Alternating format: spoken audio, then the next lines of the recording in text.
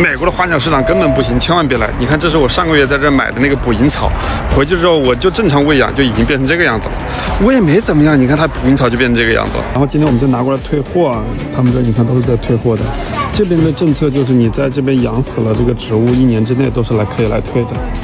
Excuse me, may I have a return? Yeah, no problem.